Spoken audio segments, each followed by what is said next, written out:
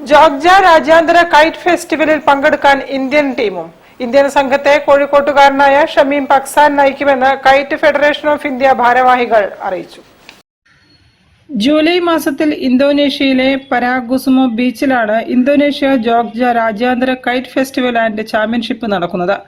പട്ടം പറത്തലിൽ പ്രമുഖ രാജ്യങ്ങളായ Haiti, USA, Brazil, Canada, Algeria, Tunisia, Lithuania, Germany, Slovakia, Malaysia, Singapore, China, France, Vietnam, Republic of Korea, Lebanon തുടങ്ങിയ രാജ്യങ്ങളും ചാമ്പ്യൻഷിപ്പിൽ പങ്കെടുക്കുമെന്ന് kite federation of India treasurer R ജയന്തകുമാറും അബ്ദുള്ള മാളിയേക്കലും പറഞ്ഞു.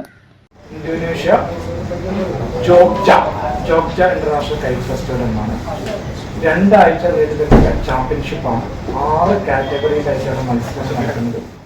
ചാമ്പ്യൻഷിപ്പിൽ പങ്കെടുക്കുന്ന ഇന്ത്യൻ ടീമിനെ കോഴിക്കോട്ടുകാരനായ ഷമീം പക്സാൻ നയിക്കും.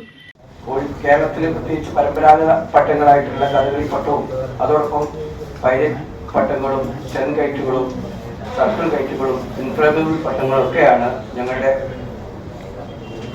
ടീമിന്റെ കൈവശമുള്ളത്. അതുമായിട്ടാണ് ഞങ്ങളുടെ ചാമ്പ്യൻഷിപ്പിൽ മാറ്റിവെക്കാൻ പോകുന്നത്.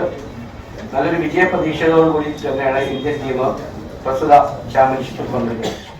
SM Johar vice captain, Nitish ലുക്കും, CP ദിൽദാഷ്, V Manoj Kumar, K Prabhat Kumar എന്നിവരും പരിശീലകനായി അബ്ദുള്ള മാളിയേക്കലും ടീം മാനേജറായി കമാൽ പ്രകാശും സംഘത്തിലുണ്ട്. News bureau, Kozhikode. തിരിച്ചെത്താം ഒരു ഇടവേളയ്ക്ക് ശേഷം. ക്യാൻസറിനെതിരെ പൊരുതാനായി കാലിക്കറ്റ് സിറ്റി സർവീസ് സഹകരണ ബാങ്കും MVR ക്യാൻസർ സെന്ററും സംയുക്തമായി അവതരിപ്പിക്കുന്ന ക്യാൻസർ ചികിത്സാ സഹായ പദ്ധതിയാണ് മാസ് കെയർ.